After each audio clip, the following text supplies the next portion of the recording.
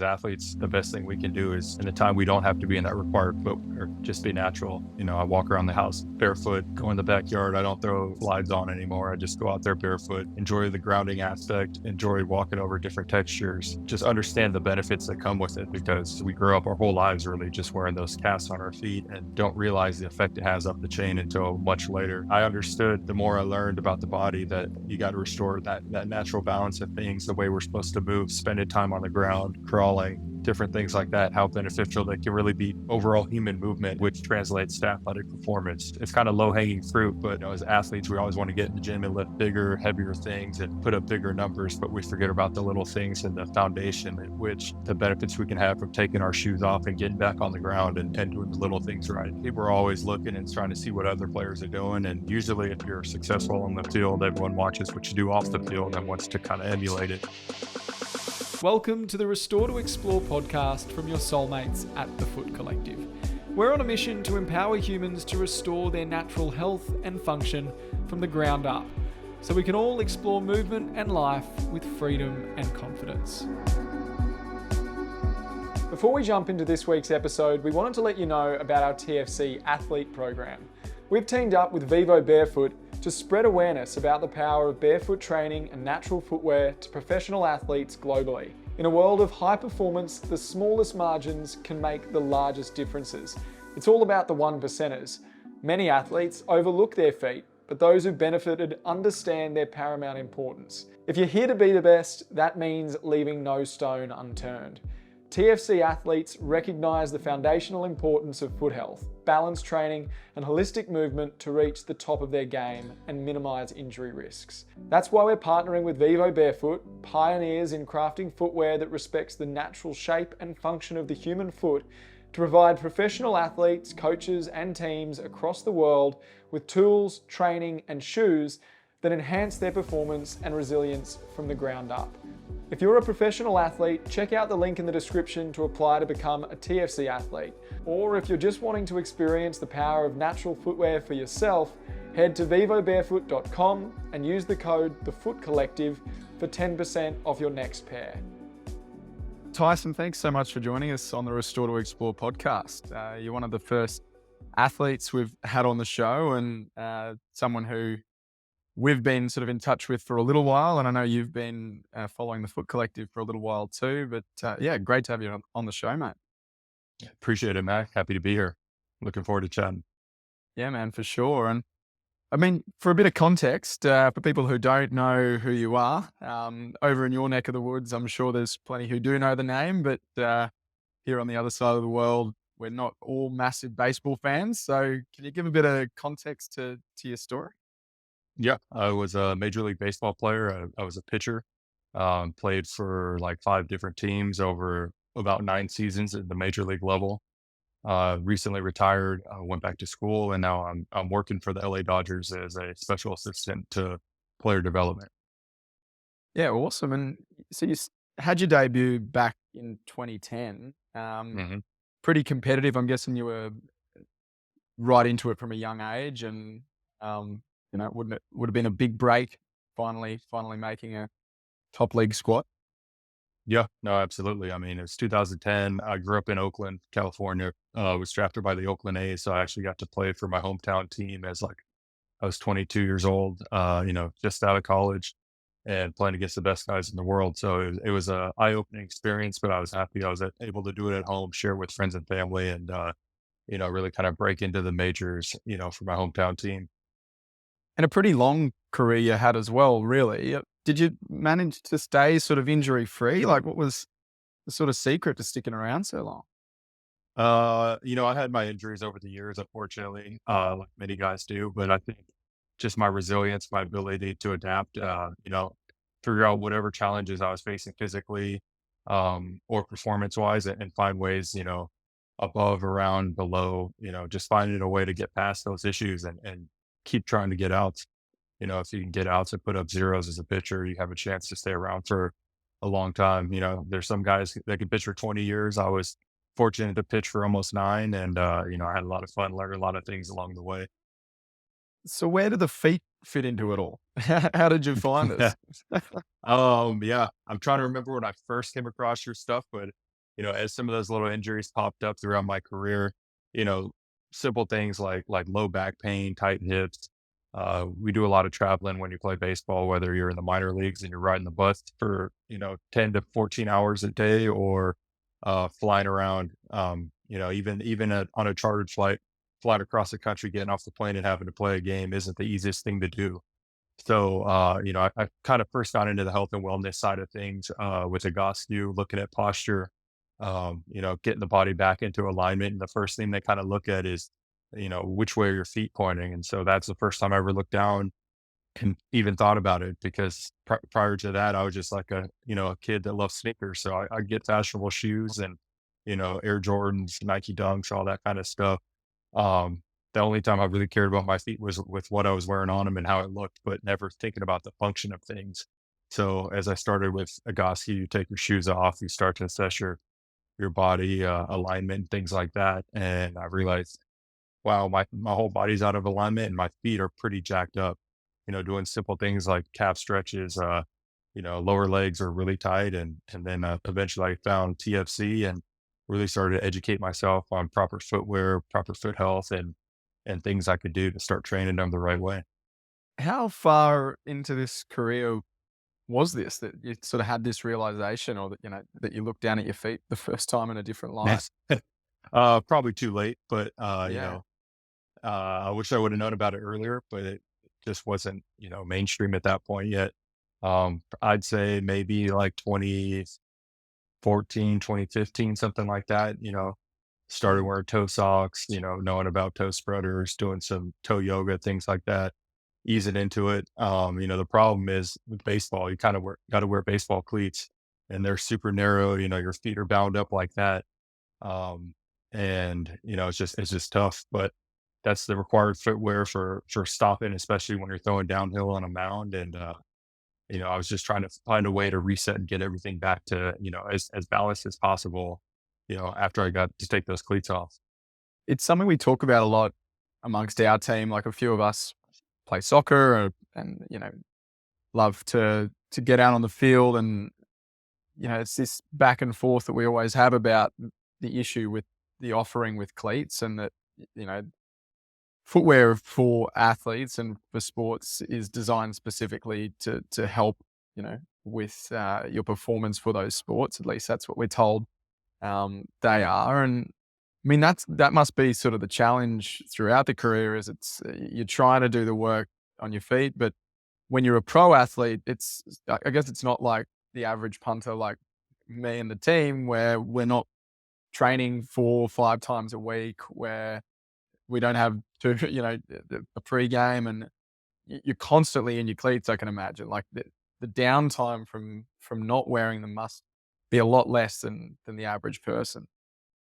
Oh yeah, no, 100%. And I think knowing that, just as athletes, the best thing we can do is just in the time we don't have to be in that required footwear, just be natural. I walk around the house barefoot, go in the backyard. I don't throw slides on anymore. I just go out there barefoot, enjoy the grounding aspect, enjoy walking over different textures, and just understand the benefits that come with it, because so many times we grow up our whole lives really just wearing those casts on our feet and don't realize the effect it has up the chain until much later, if ever. Were you the weird one in the team? I Yeah, mean, yeah, always. Pitchers are yeah. always probably left-handed. Lefties get the pass for being weirdos, but yeah, I was the guy that was wearing toe socks and then started wearing minimalist shoes in the gym, doing my weight training and doing things like that. And really, it was just, I understood the more I learned about the body that you got to restore that natural balance of things, the way we're supposed to move, spending time on the ground, crawling, different things like that, how beneficial they can really be just for overall human movement, and which translates to athletic performance.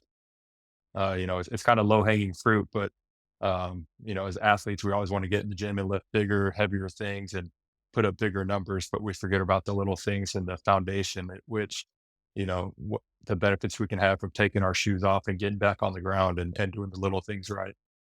I think that's like a really important point, because you're right.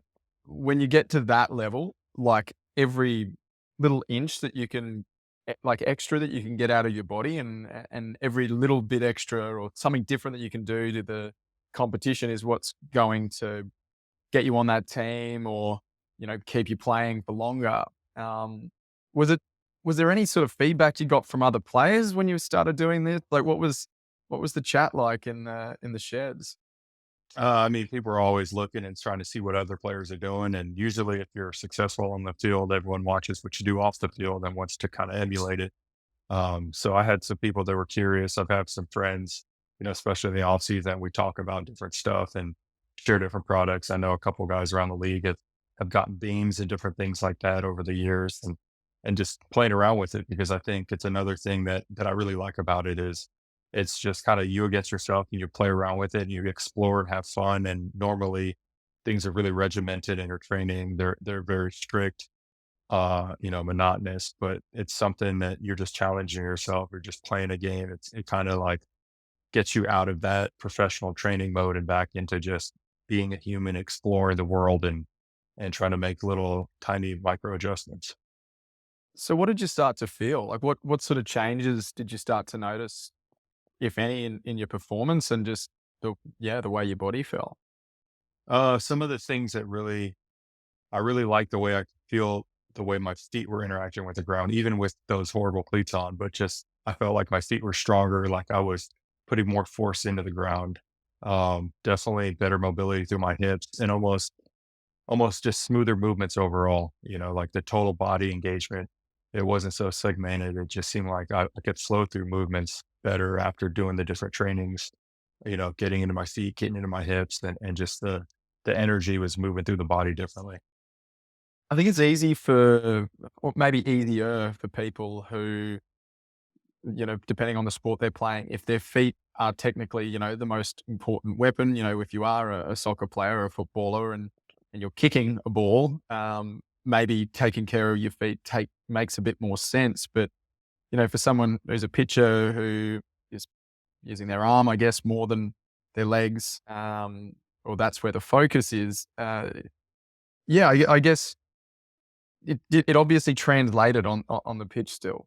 Like it's all connected, I guess, is what I'm trying to say. It's not just about your feet feeling better, but it would have flowed up the chain.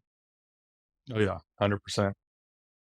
And I mean, throughout that career, then, in terms of injuries, did you hit any major ones that were big setbacks? Like, are there any sort of key points in the career that that you went down and sort of struggled to get back from? Yeah, I had a big surgery in 2016. I only pitched one game and had an arm injury, and it took several months to kind of get the right diagnosis. And I ended up having a nerve issue and had this thoracic outlet syndrome, is what the doctors called it. So I had a big surgery that year. Took about a year of rehab. I was pitching, but not at 100%. And then the second half of my career I wasn't as good as I was in the first half after that big surgery. But it's funny, even though my performance wasn't as good in the second half, I learned so much about taking care of my body that physically I actually felt better. I just didn't have, I didn't have youth on my side. I didn't have the same anatomical structure up here because of the surgery. But when I was younger, I was seemed like I was always in pain. Um, but performing at a high level, and then with the wisdom I gained on just how to take care of my body, I probably got an extra couple years out of my career, even though I wasn't physically able to do the exact same things I was doing, when I was younger and a little bit more powerful. We wanted to take a quick break from the episode to let you know about our ultimate free foot health resource. If you're listening, you've probably already started the journey towards improving your foot and movement health, but if you're still wearing conventional shoes most of the time, that's anything cushioned, heeled, narrow, or rigid, it's kind of like taking one step forward and two steps back. Knowing what shoe is right for you, though, can be super confusing. That's why we made the Guide to Foot Freedom. We've taken everything our team of foot health experts have learned over the years and synthesized it into one handy manual, packed with all you need to know about unleashing the natural power of your foundation. You'll learn how to understand your feet, the truth about modern footwear, the 5 F's for finding natural footwear, plus a step-by-step guide with training videos to help you assess your foot function and improve it so you can safely and seamlessly transition into shoes that will finally give your feet freedom. The best part is, like I said, it's absolutely free. Just head to thefootcollective.com and click Learn to find the free ebook, The Guide to Foot Freedom. You'll find the link in the show notes. Now back to the episode. And that's like a pretty, I guess, fortunate run you had in your career that you managed to get that far without having major setbacks earlier. It's something, we have run training with young soccer athletes here in Australia, and it's something that's really hard to communicate to juniors, I find, is like the impacts of an injury and why you actually have to focus on injury prevention.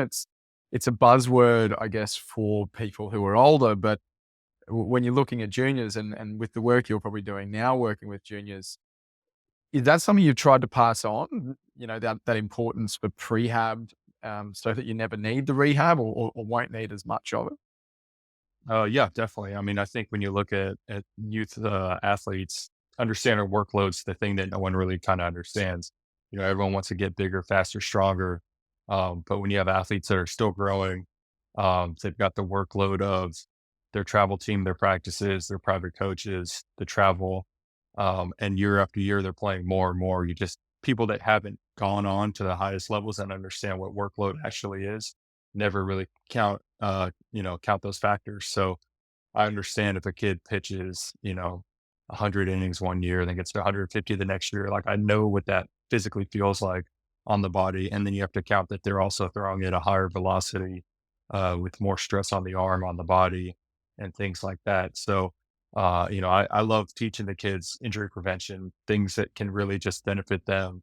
I mean, most kids, you just put them on one leg and tell them to close their eyes. They're wobbling all over the place, just on the flat ground. And it's just the little things that people don't pay attention to, that proprioception, engaging with the ground, you take their shoes off, they feel naked, stuff like that. So it's just, it's sometimes the foundation gets skipped over, in light of the things that look better for, the people they're paying to train them. So they throw a bunch of weight on their back or try and throw the baseball as hard as they can for velocity numbers. But if you don't lay that foundation, eventually you're going to run into some trouble.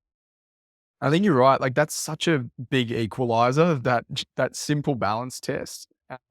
It's a real eye opener, I think, for people, because what astounds me is how well athletes can perform with poor balance. And Hmm. I would just love to know and love to see the data one day, hopefully, about how much more that can help performance if someone is really, really working on their balance and improving that foot strength and mobility down below. Because yeah, we see it the same with juniors, is you get them to stand on a balance beam, um, and yeah, they're all over the place. They learn quick. I mean, that is the benefit of getting to athletes young, is that Yep. they do see the benefits quickly. But yeah, I think a lot of pro athletes, I think they'd be surprised at what their barefoot balance is like, um, when it's really put to the test.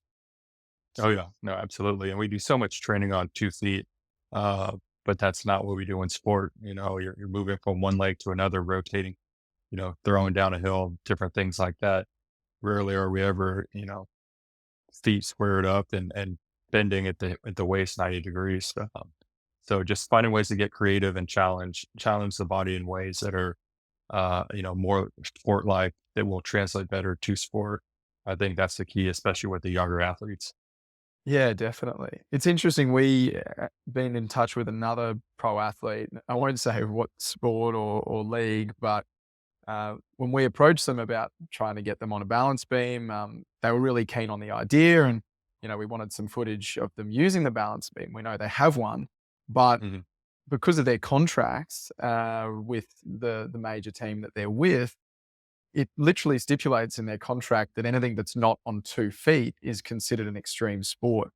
And so Yeah. balancing on one leg is apparently an extreme sport. And if they were to injure themselves, then, all hell would break loose. But yeah, I think you're right. Like when you're pitching, you're going on from 1 to 2 legs, I'm sure. And even just running in general, if you're at a full sprint in any sport, you're never on both feet are never on the ground. Mhm. So it's when you have that contact, and a bit different with baseball, but if you can't stabilize yourself when you're out on the field, then that's when the ankle injuries and the knee injuries start to happen. And I know here in Australia, we've seen, a rising increase in ACL injuries in particular across a lot of sports, with hard ground and narrow boots, Mhm. um, and also lack of movement variability. I find is a big one, particularly with young athletes. You may have been the same growing up. I mean, I played a lot of different sports as a kid, and so I was able to try different things, and I was climbing trees, and the whole range. But when you start to focus on a sport as seriously as you did, I guess that sort of limits your ability to, or the time you have to explore these other things and the benefits that come with that. Yeah, I mean, I was fortunate. I played every sport growing up. Was outside playing. Didn't really specialize in baseball until high school, but even then, I loved playing basketball. So I played pickup basketball, at lunchtime with my friends after school, and then go out for baseball practice. So at least I had a good, a good menu of movement solutions built up over the years. But yeah, like you're saying, now kids are hyper focused, hyper specialized in one sport, one position, and they just lose that creativity. They lose the ability to adjust on the fly, to get into different ranges just because they've never done it. They become little robots and, hyper specialized, but there's just something missing there. And I think, like I was saying earlier, I like the beam and just the ability to play and explore and adjust on the fly. And there's no sets or reps. You're just exploring and having fun. And then you take a ball and bounce it or throw it up in the air and try and catch it in a different side. Like, you just get to explore that creative side of things. Because it is so regimented, sort of training at that level.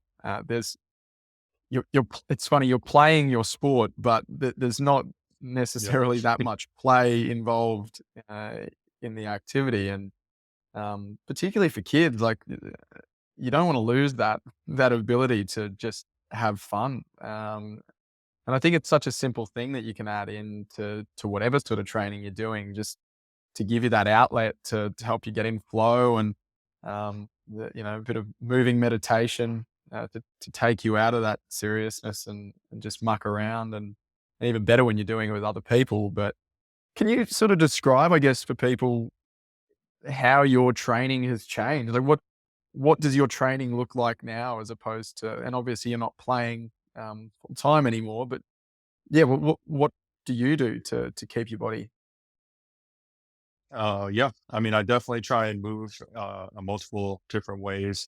Now I travel 10 days out of the month, so I'm not home. I don't have the access to my garage gym like I typically do, but it's a variety of different things. I've got a K box, so I enjoy, moving some weight, building some strength, but on a flywheel. So I work on that inertia, concentric, eccentric, but do things in stagger stances, get creative, play on the beam, go outside, lots of long walks with my kid in the stroller, things like that. And then, every now and then when I'm feeling, get a little wild, I'll get outside and run too. But, it's much different than when I was playing, as a professional athlete. But I enjoy the strength side of things, but also just exploring a bunch of different movement options, getting on the ground, doing some crawling, working with water bags so that the instability's coming in from above on that, and just, making things up, really just exploring movement patterns. And luckily I'm still able to throw, which I grew up doing my whole life. And so I can see how training differently still allows me to move, sport specifically in a advantageous way, and maybe even better in some ways. Yeah, it's funny that exploration, and being able to integrate that into your training, I think is like really, really underrated. When we were over in the US a couple of weeks ago, we went to a pretty big gym in Florida, run by Ben Patrick and the ATG team, Athletic Truth Group. Mhm. And I think Nick and Jim from our team are incredibly mobile, incredibly strong, have really resilient bodies, but they take the same approach that you take, and they've stepped into a gym where, they're incredible athletes and they're all incredibly fit, strong, and mobile, but it's almost like their bodies have gotten to the same same end goal, but a real different path, not far less structured to what our team does, I guess, which isn't taking anything away from the ATG approach at all. It's just that there are different ways of reaching that potential of your body. And a lot of the time, I think it's just down to finding what worked best for you. Some people have that real hard work ethic, and that's sort of what they get a kick out of, and other people, it's going to be hard to get them to do that regimented stuff. So I guess just knowing that, and it sounds like you probably listen to your body a lot better than you ever have now, and just know what sort of nutrients it needs to keep feeling good. Yeah, no, definitely. I mean, I think that wisdom kind of comes with age, and luckily I don't have to play anymore, so I don't have that stress of a game happening constantly. But yeah, I've learned a lot of different things over the course of my career as an athlete, and I've really enjoyed the process and continuing to learn and adapt. I think that's what the best athletes do. You see guys that play for 20 years, they you know do things a little bit differently. They adapt, they keep up with the times, or even kind of skate to where the puck is going instead of where it's at. And I think that's what sports performance is always about, is just how do I adapt and how do I continue to evolve.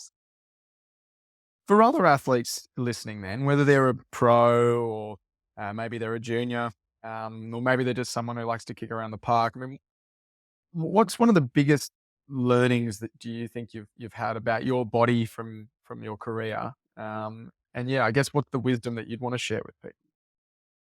I think the biggest takeaway that I have as an athlete is to really just maximize your strengths and improve on your weaknesses. If you do one thing particularly well, that's what sets you apart from everyone else. Go hard at that area, make sure you really master that. But at the same time, be honest with yourself and understand, hey, I've got a weakness, and eventually that's going to be what's going to hold me back. Whether it's my endurance, whether it's my balance and proprioception, whatever it is, make sure you take time to really focus on that weakness and raise the floor on that, because overall as an athlete, it will really take you to the next level. Our strengths will take us so far. Some people, that's a high school level athlete, others get to college, some get to the professional or even the top of professional ranks. But that weakness is going to be that anchor that's going to prevent you from getting further. So definitely be honest with yourself and hammer that early and often, and, you know, go for it. Enjoy it. And I think it's not even just about, you know, reaching necessarily the top of your game, but that message rings true just for anyone who wants to be able to keep moving in life, for Hmm. as long as possible, and to keep doing what they love. Because I think, yeah, if you don't take that mentality generally across life, then something's going to break down. And often I find, I think people, once they do have a breakdown, if they're not getting paid to play, and that isn't their career, then the desire and the hunger to get back to it, isn't there as much. So yeah, I think that translates, across the board. Is that something, I guess, and the reason behind the program that you're running with Loyal to My Soil? Yeah, tell everyone about that, and I guess how you're infusing that wisdom into the Yeah. program. Yeah, absolutely. So I started, I guess 3 years ago during COVID, a program in the community out here in California called Loyal to My Soil. We go around, hosting free baseball camps, donating equipment, hosting educational workshops for kids from underserved communities, and giving access to sport, access to good education. And, pros like myself come out. We are the coaches at the camps. Guys played college professionally, sharing our love of the game with the next generation of kids, and making it affordable. Here in the States, everything is privatized on the amateur side of things, and so it's basically those that have money have the ability to receive the best coaching, the best equipment, all that kind of stuff. And so I'm really just trying to level the playing field give kids a shot at playing the game, learning to love it at a young age, and engage in some of those friendships and life lessons that baseball and softball have to offer. Not everyone's going to be a college or pro athlete, but I think everyone deserves the right to, have some lifelong memories and friendships born on the baseball field. And so that's what we're doing. Sounds pretty rewarding. I Oh yeah, mean, it's what fun. have you gotten out of it yourself? It would be, yeah, it'd be incredible to be able to give back like that. Yeah. I think the greatest thing for me is being home, not playing now. It gives me a chance to reconnect with all my friends that I played with in college, high school, youth baseball, my old coaches, and really kind of reunite everyone in the baseball family and have something to look forward to where we can all get together, be on a baseball field, do what we love to do, and hang out and eat some food afterwards after the clinic. We had one over this past weekend out at a local junior college, had over 120 kids from the community come out for Epic. free, 3-hour clinic. The kids that didn't have gloves received a free glove from us. So it doesn't matter what your background is, if you've been on the all-star team or if this is your first time picking up a baseball, like we welcome everyone, and it's been a lot of fun building community out on the field. Oh, we're just stoked to have someone like you playing that role because I think, you know, through what you've learnt with your own career, it's important to have role models that have gone through it and, and clearly, like you do, have a deep understanding of the importance of overall body health because, yeah, whether the kids that you're training end up becoming pros or just everyday members of society, it's important that we teach young people how to look after their bodies. Hmm. Yeah, absolutely. Mate, I really appreciate you taking the time to chat today. Yeah, it's been awesome to hear a bit more about your career, and we're stoked to have you on board as a TFC athlete ambassador. I guess in summing up, why were you keen to support us? I mean, it's a bit of an outlier getting behind a movement like the Foot Collective, particularly for a pitcher, but yeah, why did you want to get on board, and what was the sort of last message you wanted to leave the TFC community with? Yeah, I mean, I've really just learned a ton about my body, my feet, from TFC over the years, and the ability to join the collective as a brand ambassador is just something cool because I have the ability to kind of share my journey with foot health and raise awareness with other athletes, especially out here in the States. I think it's something that's really valuable to people, and the information sometimes gets lost in the jumble of sports performance, but just understanding how to move well as people. I think we can all learn valuable lessons from that and really help people stay healthy and have a lot of fun doing so. Awesome, man. Well, yeah, we'll stay in touch and chat soon, and yeah, can't wait to see how the Loyal to My Soil program keeps going. Sure we'll see some of them in the MLB soon enough. Yeah, absolutely. Thanks, Mac. Thanks, brother. Thanks for tuning in to the Restore to Explore podcast. If you enjoyed the episode, we'd really appreciate you leaving a review wherever you're listening. That's the best way to support us and to help us reach more people. If you're after more free TFC education or training, looking for any of our TFC tools, natural footwear discounts, or you want specialized guidance on your foot health journey from a trusted TFC health professional, head to thefootcollective.com. All of the important links are in the show notes of the episode.